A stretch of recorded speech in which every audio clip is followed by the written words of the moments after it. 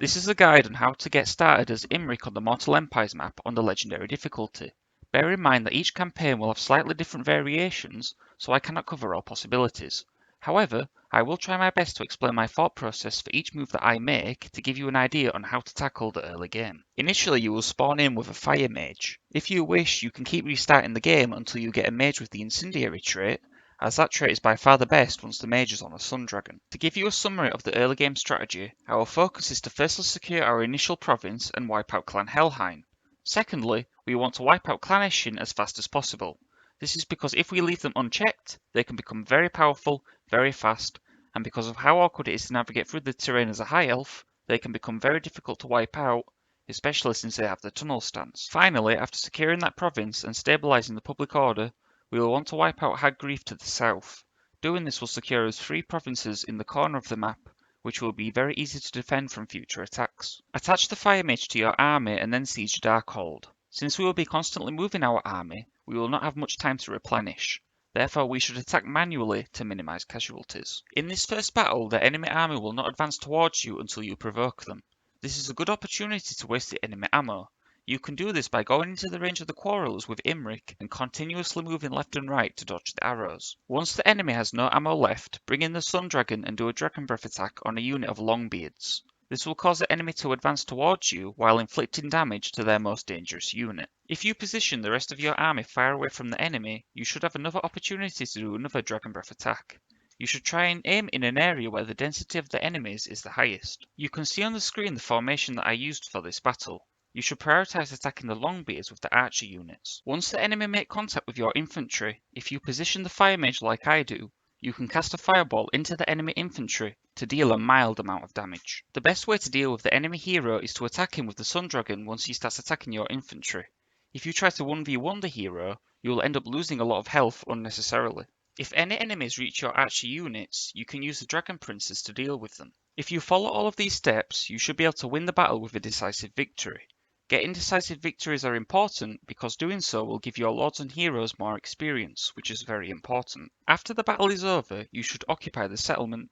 You should then upgrade the Fortress of Vorak to level 3, disband the recruitment building in Darkhold, and upgrade the public order building to level 2. Put a point into Route Marcher for Imrik, Fireball for your mage, recruit 3 archers, disband your white lines of trace as they are expensive and inefficient, and begin research towards the archery prowess technology. You may now end turn 1. On turn 2, put your army on force march and march towards the Ashridge Mountains. Don't worry about force marching, as there are no major threats nearby. Unfortunately, if you try to recruit 3 more archers at the border of Darkhold, you will not quite have enough movement range to attack Ashridge Mountains on turn 3. So sadly you have to force march. Make sure to build the public order building in Darkhold before ending the turn. On turn 3, attack the settlement. This battle will be more difficult than the previous battle, as you will have to deal with a Lord and 4 Quarreler units. Also, the enemy will start to immediately advance towards you in this battle, making it more difficult to waste the enemy's ammo. You can see on the screen where I placed my units and in what formation. I placed the archers in a checkerboard formation, and I placed the spearmen in front of the archers, as they are an unimportant unit. Once the battle starts, send Imrik up to the enemy army. Your goal should be to waste as much Quarreler ammo as possible before the enemy army reaches the rest of your army. The Quarrelers will probably ignore you for a while, but eventually they will start attacking you.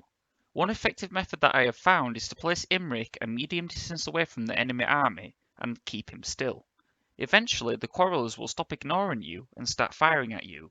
However, if the melee units get too close to Imrik, make sure to retreat. Since the dwarves aren't the fastest race on the planet, it should be fairly easy for you to dodge the enemy arrows while also avoiding getting into melee. Some of the melee units will most likely charge at the rest of your army instead of following Imrik.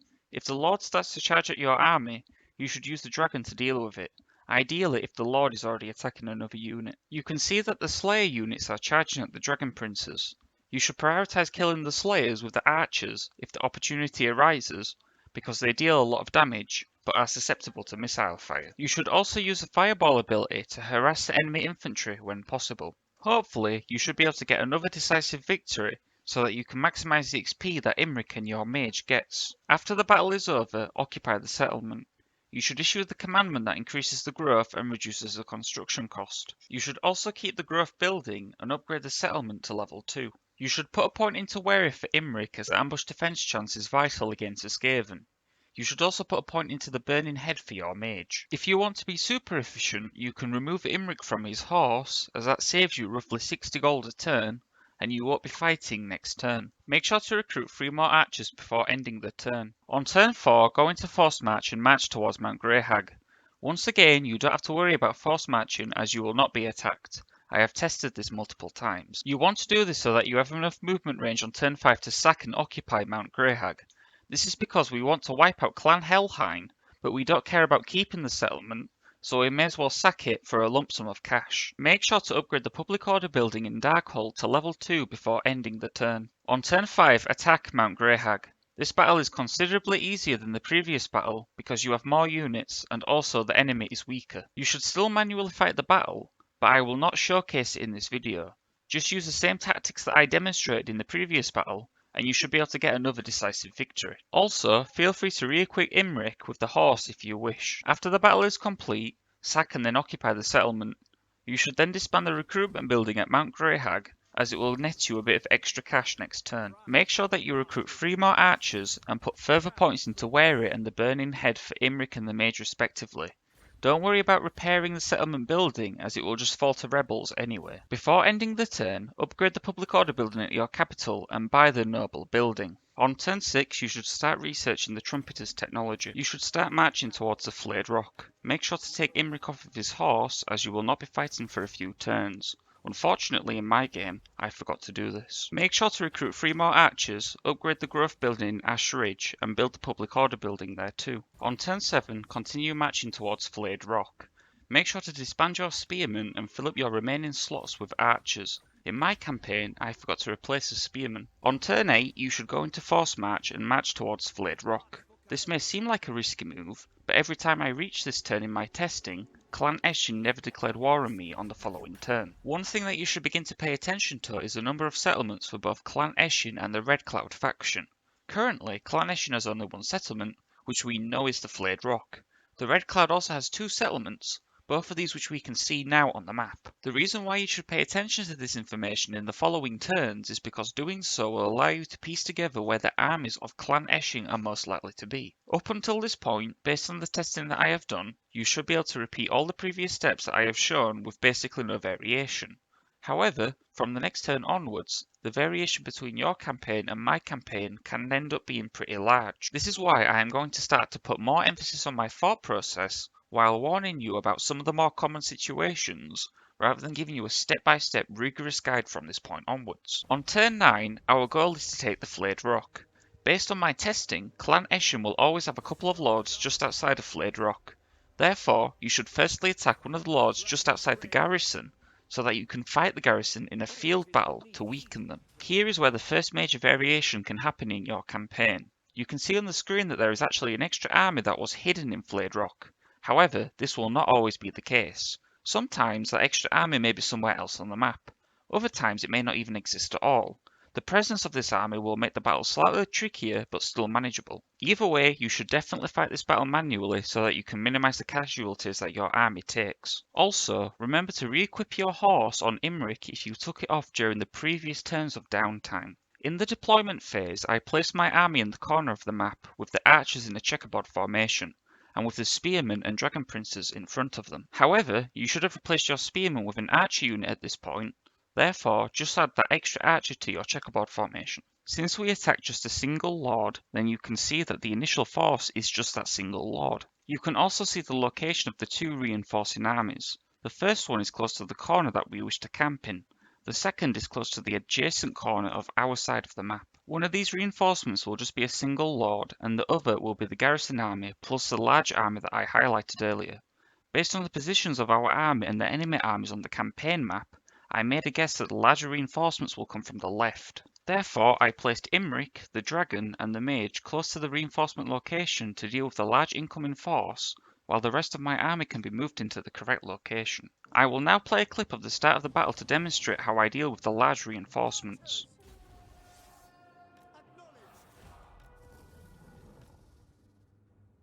I will claim it! I seek glory! Rain death! Maintaining order!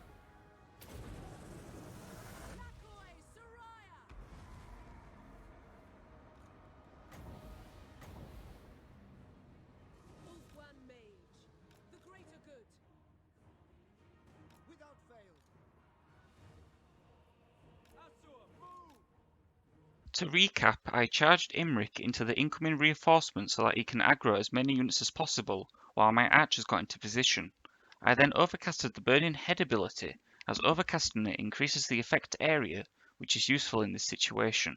I also used the Dragon Breath attack as the Skaven were tightly packed together. Once your archers are securely in the corner, just let them fire at will at the enemy, although you should prioritise any units that are charging at your frontline archers. Since a lot of units should still be clustered around Imrik, you should cast another Burning Head when you get the opportunity to, although this time I did not overcast it as I did not have the Winds of Magic to do so. Eventually, your frontline archers will start to become very damaged. It's recommended that you pull your damaged archers to the back and to deal with the Skaven infantry using the Dragon and Dragon Princess units. Be aware of the Warp Lightning ability, as it can cause serious damage to an archer unit. Despite their large numbers, it should still be fairly easy to win the battle and secure another decisive victory. After the battle is over, you should check to see how much replenishment you can get from forcing labour.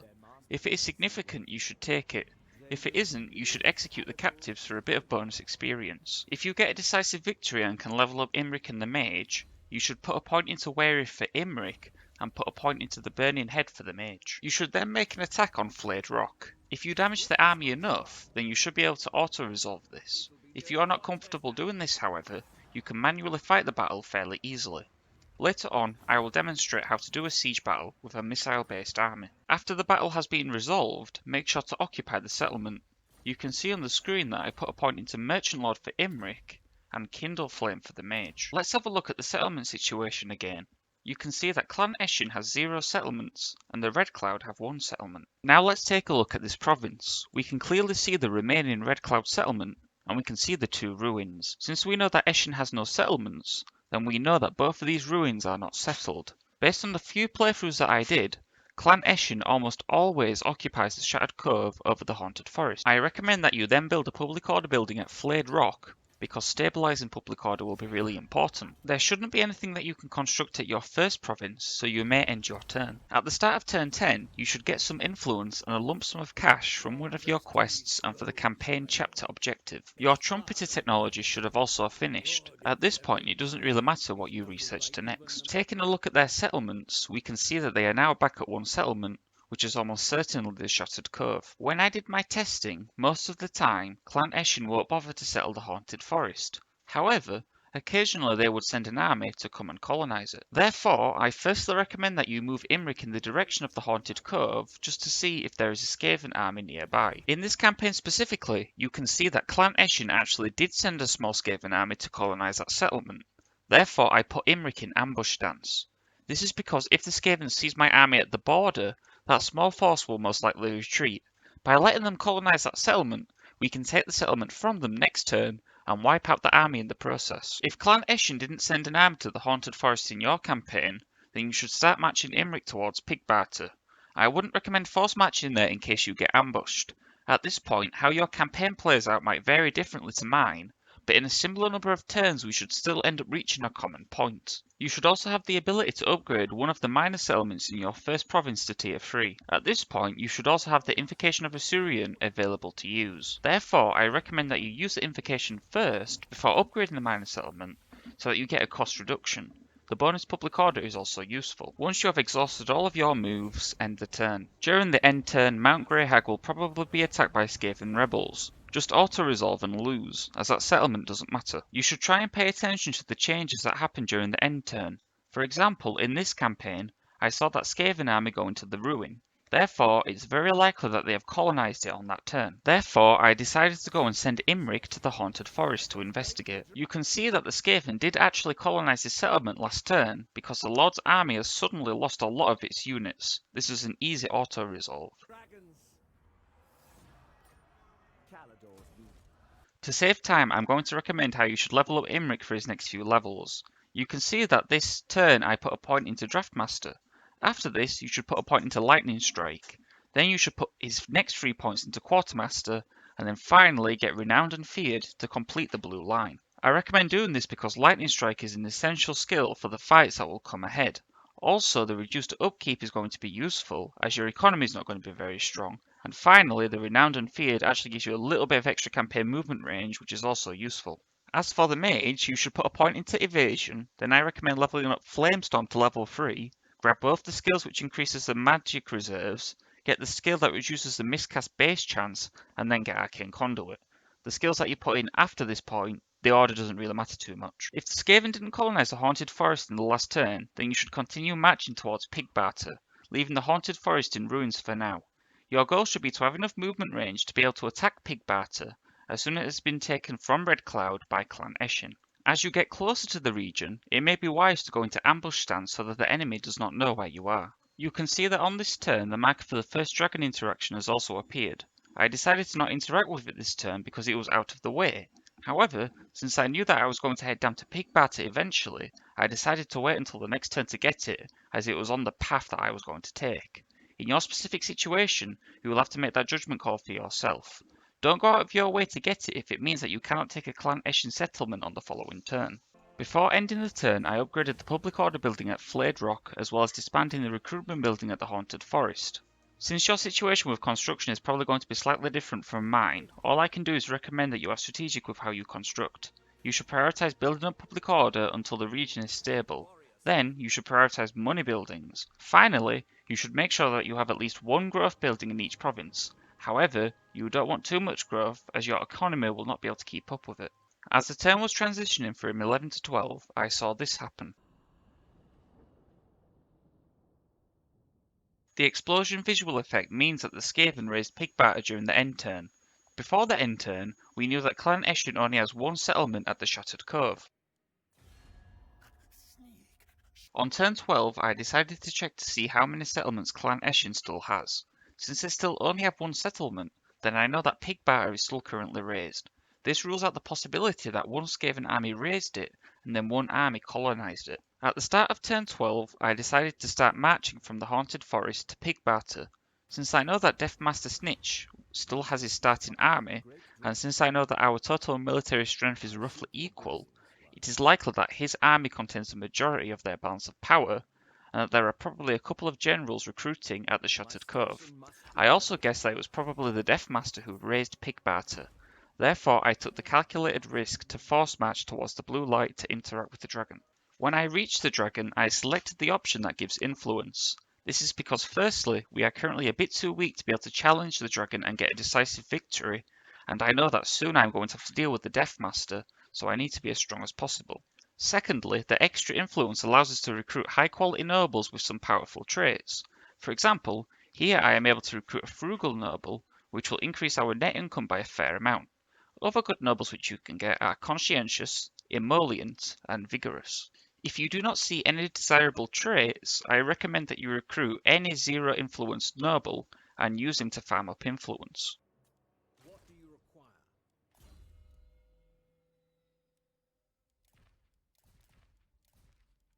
Since I want this noble to be in my army, then I made sure to equip him with whatever items I could get. One item which has been added to the game in the Grom and the Paunch DLC is this one. The 50% weapon strength reduction may seem bad, but since almost all of your damage is going to come from missile fire damage and magic damage, then the point of the noble is to distract as many units as possible, not do damage. So the 50% physical resistance is extremely useful, and the weapon strength reduction doesn't really matter. I then built the Public Order building in the Haunted Forest as the Public Order is dropping rapidly. I also turned off the tax for the time being, as I will not be able to deal with a rebellion for a few turns. I then ended the turn as I have exhausted all of my options. During the transition from turn 12 to turn 13, I saw this happen.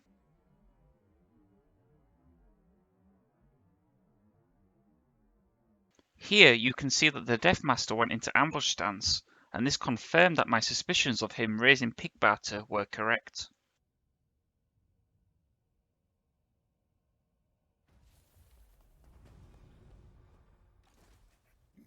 Fortunately, we have discovered his ambush. If we were unsuccessful, I would have tried to trigger that ambush, as when I was playing this campaign I saw roughly where he set up his ambush. This may seem like a risky move, but since I have the wary trait, that reduces the chance of his ambush being successful. Also, even if he was successful, it would have been fairly easy to win anyway because the quality of his army wasn't very good. Here you can see that Eshin still only has one settlement at the Shattered Cove, which means that Pigbarter is still in ruins. Also, since the balance of power is still roughly even, then I know that any forces at the Shattered Cove will be very weak. I also use my recently recruited noble to scout the region just to confirm that there is no army near Pigbarter that is going to try colonize it. The dragon's rage. Nothing stands in my way. We will prevail. Since the Death Master retreated the first time we attacked him, winning this battle means that his army will be annihilated. I fought this battle manually, but since I used the exact same techniques for this battle as I did previous battles, then I will not show it here. One tip I will give though is that if you are ever dealing with the Death Master, wait until he's already attacking another multi-model unit before using Imrik or the dragon to deal with him.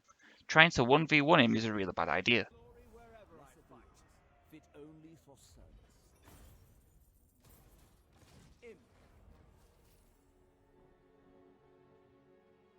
After winning the battle, we can see the remaining forces of Clan Eshin inside the Shattered Cove. If you look closely, you can see that there is a tiny blue arrow when I hold down the right click on the Shattered Cove. This means that if I force match slightly towards the Shattered Cove, then I will definitely be able to reach there in the next turn. However, I do not want to risk getting ambushed in force match, so I decide against it. At the time, my thought process was this: I will most likely be able to target one of the lords next turn and attack him. If I attack one of the lords, it will most likely run away. However, that might push my character slightly forward, giving me just enough movement to capture the settlement. You can see that the balance of power is now massively in my favour, so while it may seem like force matching is not risky, Clan Eshin can recruit a lot of units very quickly because of the cheats that they get, which is why I decided to still not go on force match. After moving Imrik as close as possible to the Shattered Cove, I ended the turn. I will not humiliate myself. They are nothing. Futile. This is my insulting. Unfortunately, my plan did not work, and I was still not close enough to attack the settlement. This is actually quite a bad situation. The larger army to the right of me could easily tunnel his way to the Haunted Forest next turn. Although, even if he did end up doing that, since I would have to go back to Flayed Rock to deal with the inevitable rebellion anyway after capturing the Shattered Cove, I could use that as an opportunity to deal with that army. I have no other choice but to end the turn and hope for the best. Campaigns will almost never go flawlessly, and sometimes you just have to get a bit lucky.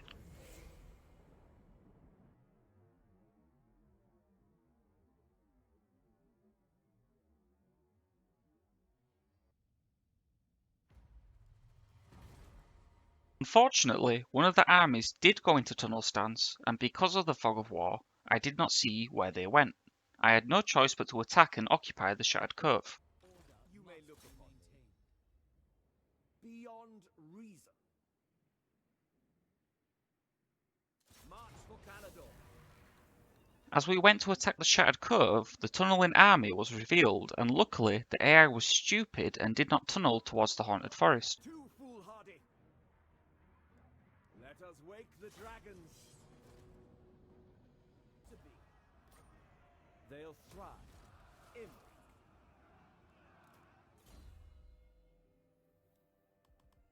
We have now captured the last Eshin settlement and have almost wiped out the faction entirely. This here is the common point that I referenced earlier on in the guide. No matter what happened in the previous turns, it is likely that you will end up capturing the Shattered Cove at around turn 15, plus or minus a couple of turns. If in your campaign the Skaven didn't colonise the Haunted Forest and took Pigbarter, then the only ruins that will remain in this province for you are at the Haunted Forest.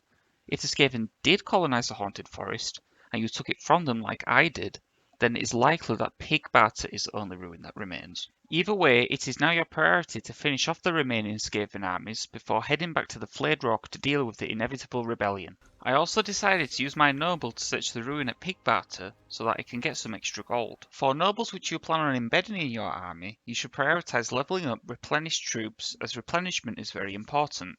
You should then prioritise skills which increases the noble's tankiness, such as melee defense and missile resistance. Before ending the turn, I upgraded Darkhull to tier 3 and upgraded the public order building in Ashridge to level 3. However, money was starting to become tight. This is why getting the upkeep cost reduction skills is essential. It's also a big plus if you can get a frugal noble too. Soon, you will have to turn your attention to wiping out Malus Darkblade and securing the Dragon Isles province.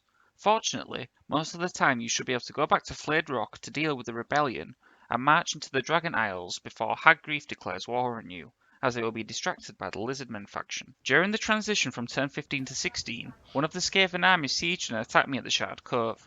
To be safe, I manually resolved the battle to minimise casualties, as I knew that I would have to defeat the final Eshin army soon after. The army that I defeated during the transition retreated and went into force march. I made sure to wipe out the army using Imrik. After putting 2 points into upkeep cost reduction, my economic situation improved. Only one Eshin army remains, but I don't know where it is, so I decided to move my noble to gain vision over the entire Pigbata region. Since I could see no Eshin army in that region, and after checking that Eshin still has 0 settlements, I guessed that they must have tunnelled towards the east. Therefore, I decided to start marching toward Flayed Rock to A. deal with the rebellion, and B. deal with the final Eshin army which I assumed would be going to attack the Haunted Forest. On the next turn, the final army actually tunnelled close to me from what appeared to be a place which was just outside of the noble's field of view. Since I was lazy, I decided to just auto-resolve the battle. Luckily, I did not take too many casualties, and the army was also not fully wiped out. Since the enemy retreated outside of my movement range, I could attack them again next turn for extra experience. I also began to build walls at the Ashridge Mountains. This is because this region is very vulnerable, so if a faction to the west declares war on me, that region will most likely be the first that said faction will attack. During the end turn, the enemy army tunnelled towards the Shattered Cove. This meant that I could finish them off with Imrik and finally wipe out Clan Eshin. I then went into force march and started to march towards Flayed Rock, as a rebellion was due in a couple of turns. On the next turn I upgraded the landmark building at Darkhold, as the extra bonuses are good. I also disbanded the noble building, as I intended to replace it with a money building. In hindsight, I should have done this after recruiting the frugal noble. Imrik will eventually get a skill which increases your noble capacity and allows you to recruit them from any region. I then force marched Imrik closer to Flayed Rock. The rebellion will spawn next turn. I also re-enabled the tax, since the rebellion will occur either way, so you may as well start earning the cash from the province. On the next turn the rebellion spawned. I marched Imrik inside of the settlement. This is because you want the rebellion to max out. Doing this will allow you to really stabilise the public order. You do not want the rebellion to stop gathering when the public order is only at -60, for example. I was also able to embed my frugal noble into my army so that I could benefit from the upkeep cost reduction. While my income per turn has noticeably gone up, my current funds were low, so therefore I prioritised building a public order building in the rebelling province to make sure that the public order maintains itself when Imrik leaves. With my remaining funds, I built money buildings in my first province to increase my income. On the next turn, I kept Imrik inside Flayed Rock so that the rebellion keeps building up. I also upgraded the Haunted Forest to Tier 2. You can see that Hag Graef also took the Dread Rock on this turn, although the Lizardman faction should keep them distracted for a few more turns. On the next turn, the Rebellion has gathered a full stack, so now is the time to attack them. While I could have auto-resolved the battle, I decided to fight it manually. Doing this guaranteed that I could fight the same army twice, gaining extra experience for my lords and heroes. The good thing about fighting Skaven rebels is that you don't have to worry about the menace below ability. If the Haunted Forest is still a ruin in your campaign, now would be a good time to colonise it. If you have low replenishment, however, consider recruiting a second lord and use it to colonise a settlement. Bear in mind that the colonising cost will be higher if you just use a single lord, and you will have to also deal with the supply lines penalty for 2 turns, which is quite costly. For the rest of this turn, I prioritised building more public order buildings in the Flayed Rock province, and I also continued to upgrade the garrison at Ashridge Mountains. I then started to move Imrik towards the Dragon Isles, as it was time to deal with Hag Graef. Luckily, the Lizardmen are building up another army, so hopefully that should buy us a bit more time. On the next turn, I decided to colonise Pigbata using Imrik's army. I decided against using a second lord as I did not want to pay the extra cost, and my replenishment was high enough for me to be roughly full strength in time to declare war on Hag Graef. Here you can see that I got the dilemma for the confederation with Calador. If you do decide to confederate, you should go for the favours abound option for the extra diplomatic relations. You do not want to confederate with Calador only for Tyrion to declare war on you in the next turn. I decided to grant them continued independence as I wanted the extra influence,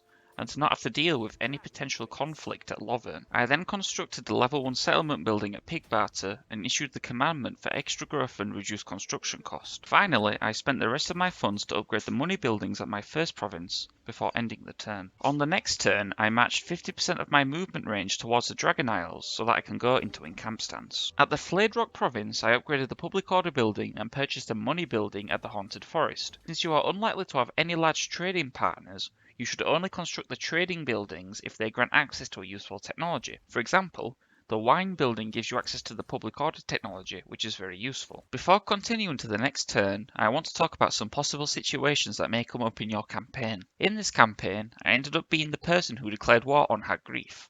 However, depending on how quickly Hag Graef wipes out the lizardmen, they might declare war on you. If Hag Graef do declare war on you, there are multiple ways that they can attack you.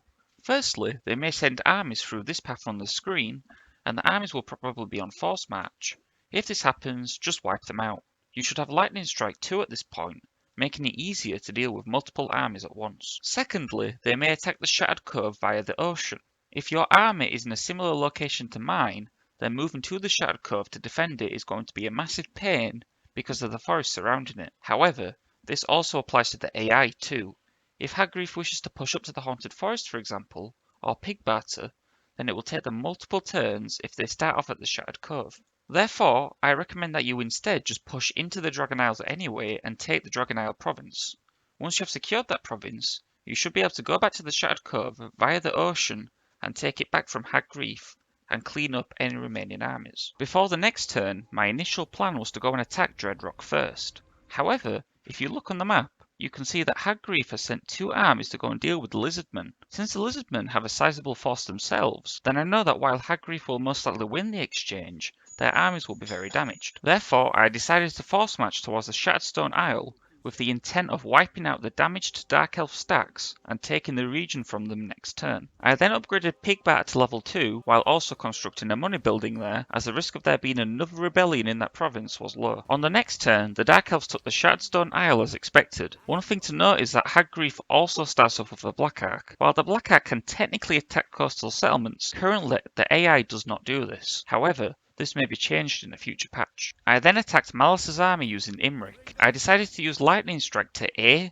make the battles easier, and B, to increase the total number of battles that I fight, so that I gain more experience. I also manually resolved each battle to minimize casualties because I was in an orange climate, which slightly reduced my replenishment. Since I completed the blue line already at this point, I grabbed a skill which allowed me to recruit nobles from any region. I then recruited a conscientious noble with the intention of using him to farm influence. If you do not see any good 40 influence nobles, you should recruit 0 influence nobles to farm up influence. Make sure that you do not make them immortal, however, so that you can disband them later. I then attacked the Shattered Stone Isle, making sure to manually resolve the battle to minimize casualties before occupying the province. I also gave Imrik his dragon mount because it will be useful for when we siege the Dread Rock. Before ending the turn, I continued to build money buildings wherever possible, and I also upgraded the growth building at the Plane of Bones as my economy can now support it. On the next turn, the dragon event appeared again. Because of the location of it, I decided to march towards it, as it is on the path to Dreadrock anyway. Because my army was stronger now than before, I decided to challenge the dragon.